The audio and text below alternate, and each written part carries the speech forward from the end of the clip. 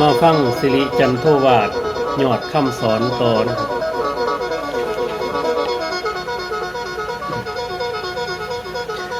อันฝูงคนไพ่ซอยฟังคำสอนคิดว่าแม้นพากันตกใจย่านฮีห้นไปทุกแหงย่านแต่มาพบพ่อคำเถ่าเพิ่นกล่าวสอนไว้นั้นอันที่ความจริงแท้คำโบราณเบาบ่แม้นเหตุว่าทุกวันนี้ฝูงเฮาได้มาหวมนับแต่องค์พุทธเจ้าตัดส่องสรญาณมานั้นได้2,500 ปีนี่ค่อยแต่งก่อนนี่แล้วอันว่าอายุขาเจ้าคุณลาดกวีผู้แถลงภาษิตแต่งธรรมดวงนี้ตั้งหักเคิงน่านลำหลายกว่าประวัติศาสตร์จักถึง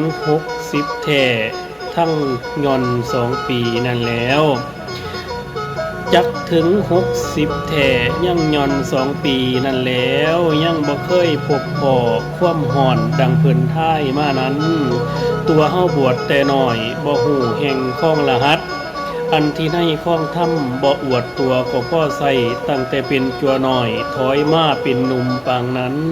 เฮามีจิตอ่อนน้อมบ่ดูหมิ่นคู่บาตั้งหักจำเจงยานคู่บาตามเหตุข้องนาขั้นเฮาใหญ่สูงขึ้นแล้วขั้นเฮาใหญ่สูงขึ้นเป็นคู่บาสอนสั่งเท่านั้นลูกศิษย์ก็ยิงยานย่ำแห่งภายเฮาแม่นว่าองค์กษัตริย์ไทยถ้าลงเมืองตุ่มไผ่เข้านั้นก็หักตั้งเทียงมันตดสลาดคลองทำต่ออายุเฮามาพอ2สัวองค์กษัตริย์คือพระจุลจอมเก่าองค์เอกมหาวงศ์ถ้าลงนครหลวงไผ่เมืองย่อยองขั้นพระเมืองฟ้าล่าโลกไปสวรรค์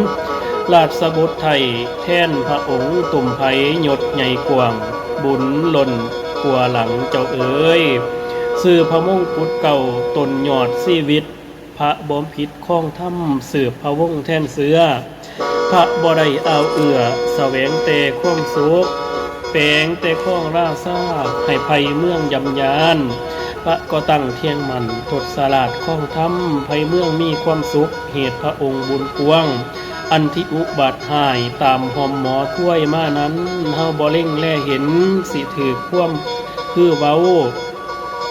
ตั้งหักเดาหลอกไว้ไพ่ซอยให้ตื่นใจแท้แล้วอันที่ความเจ็บไข้ตายแล้วเกิดก็ดีหรือว่าแรงแลท่วมอึดอิ่มบ่มีอึดอิ่มจนมีก็ดีหรือว่าในข้องสงสิทธิ์ลื่นคู่คนดื้อหรือว่าองค์กษัตริย์ไทยถ้าลงถ้ำผิดเหตุก็ดีลูกบ่ยำยิงยานเก่งกลัวพ่อแม่เท่าแก่เด็กล้อเล่นบ่ย่ำยานดังเสียวมันของบูนีมีประจำในโลกเท่านี้ก่อนแต่องค์พระพุทธเจ้าก็โดยดามดังเดียวนี่แล้วบัณฑิตผู้โบราณเบามากบัณฑิตผู้โบราณเบาบ่แม้นความขี้หายเอามาป้ายศาสนาคือว่าศาสนาสวย2,000 ปลายจักห่อนยิงอุบาทจะเกิดขึ้นเมืองบ้านบ่หุงเฮือนวานาอันที่ความจริงแท้คำสอนพุทธบาทศาสนาพุทธเจ้าก็เลื่องล้วนอยู่อย่างเดิมบ่เห็นมีความสวยปลายแหลมคือเพิ่นกล่าวมานั้นไผผู้บวชอยู่ใดตั้งเทียงในสิกขาเมื่อใดลูกศิษย์ยังเก่งกลัวดังองค์พุทโธเจ้าไผผู้จำศีลสร้างภาวนาบ่ประมาทบุญหักสู้ซอยคำย่อย่องทั่วแผ่นดินแท้แล้วไผผู้จำศีลสร้างกินท่านตักบาตรก็ดีเพ่นจังหันบ่ขาดเว้นประสงค์ตั้งต่อบุญดังนั้นคนก็โมทนาย่อง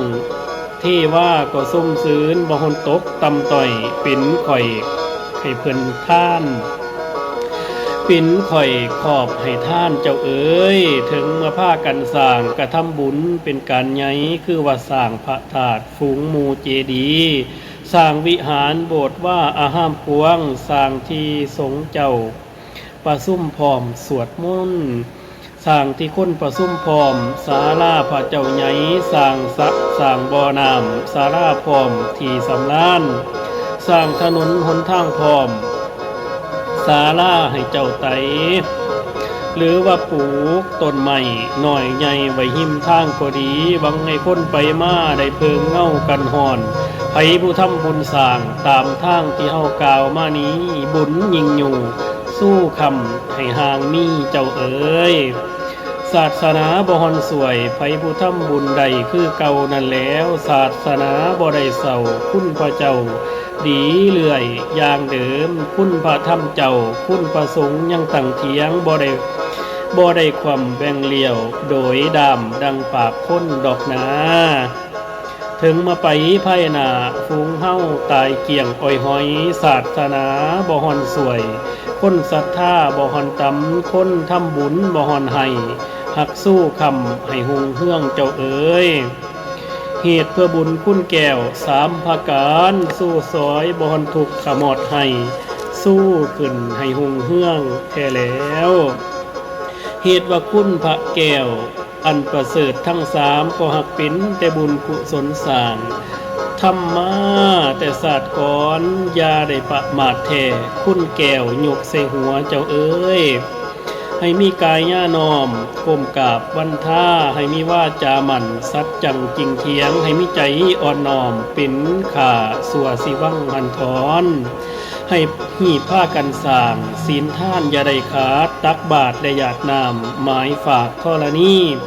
หากจะมีบุญคำนำทางให้ถึกสองคือสิ่งใดหากจะได้สิ่งนั้นสู้เจ้าให้มั่งมีแท้แล้วอันที่ของทิพล่นเดียระดาษเมืองคนหากจะเป็นมงคลเวินเวียนมาไกลอย่าได้สงสัยแท้การบุญการบาปไผผู้ทำบาปหายหาห่อนเข้าใส่โตคือว่าโลภโพหล่นความผิดบ่หูเมื่อมันนั้นหากจากทนถูกใหม่แสนเวทนานักถึงเมื่อคนหมด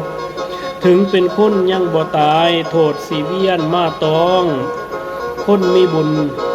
คุณมีบุญบุญห่มเฮาบุญห่มเฮาสนุกหญิงคนบาปได้บ่ได้คนบาปไปบ่ได้โฮมห่อนถึกแต่เว้นแท้แล้วเมิดบทบันคุณปะไถไว้สันหนึ่งข้าวหน้าคุณยังสิกวางกลัวหลังเจ้าเอ๋ย